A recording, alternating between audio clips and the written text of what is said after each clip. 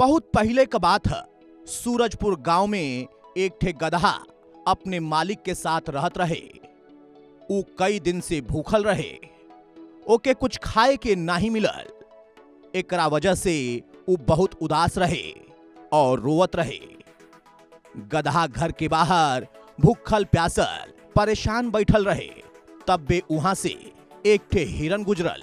ऊ भूखे गदहा के देखलस और बोललस, का हो गदहवा भाई, इतना परेशान काहे हुआ? हमके बहुत जोरों से भूख लगल है। जो घास आसपास रहल ऊ तो हम खा ले हैं, लेकिन अबहिन भी बहुत भूखल हैं। देखा, तू परेशान मत हुआ। देखा, दूसरे तरफ बड़ा हरा भरा बगीचा है। तू वहां काहे न चल जात हुआ? वहां तो के पेट भर के खाना मिली। चला, हम तो के बगीचा तक ले चलत हैं। हिरन की बात सुनकर गदहा बड़ा खुश भयल और हिरन के साथ चले लगल। दोनों बगीचा में पहुंच गई ना। बगीचा में बहुत सारे तरह का फल और सब्जी भी लगल रहे।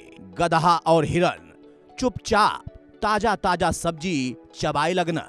लेकिन तबही बगीचा में केहू के आवे का आहट भइल। आवाज सुनकर गदहा और हिरन दोनों बगीचा से भाग निकलना। दूसरे दिन दोनों फिर वही बगीचा में पहुंच गई ना और बगीचे की सब्जी खाए लगना। हालत ई हो गई कि अब तो दोनों लगभग रोजाना बगीचा में आवे लगना और पेट भर कर वहां से लौटे लगना। लेकिन एक दिन उनकर किस्मत खराब निकलल। बगीचा के मालिक दोनों को सब्जी खाते देख लेना। वो लाठी लेकर दोनों के दौड़ावे लगना और उनके वहां से भगा देना। वो दिन दोनों भूखल रह गई ना।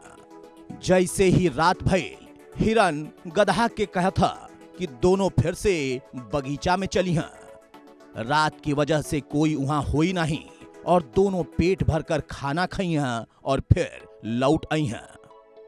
गदहा मान गए। दोनों चुपचाप फिर से बगीचा में पहुंच गई ना। बगीचे की हरियाली खाए लगना। खाए के वक्त गदहा के मन में कुछ सूझल। गदहवा बोलस, ओह, जमीन पर इतना स्वादिष्ट खीरा पड़ल है और आसमान में चांद। कितना खूबसूरत नजारा है। हमार मन तो गाना गावे का हो था। हिरन बोलना, नहीं, अब अहिन मत गई हा, ऐसन मत करी हा। गदहा कहत था, काहे, हम गाना नहीं गा सकत हई? हिरन कहना, देखा, अगर तू अबहिन गईबा तो बगीचे का मालिक तुहार आवाज सुनकर फिर से यहाँ आ जाई और हम दोनों के पकड़ भी सकत है। गदहा बोलना, नहीं, तू हमार मीठी आवाज में गाना सुनल नहीं चाहत हुआ, यही लिए ऐसन बात कहत हुआ, लेकिन हम तो जरूर गाई। हिरन कहना, अच्छा ठीक है, तू गाला, लेकिन 2 मिनट के लिए रुक जा। पहले हम यहाँ से चला जाएं, फिर जी भर कर गाना गावत रहिया। लेकिन गदहा ने हिरन की बात नहीं मानी और हिरन वहां से चला गया। गदहा ढेंचू करके गाना गावे लगल।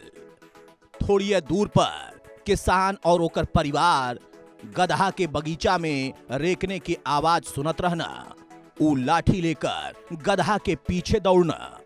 किसान का परिवार गदहा के पकड़कर उनके जमकर पिटलस। गधे की पीठ लाल कर देहलस। ओ करता हुआ गधा वहां से वापस लौट आई। गदहा को अपनी गलती का एहसास हो चुकल रहल।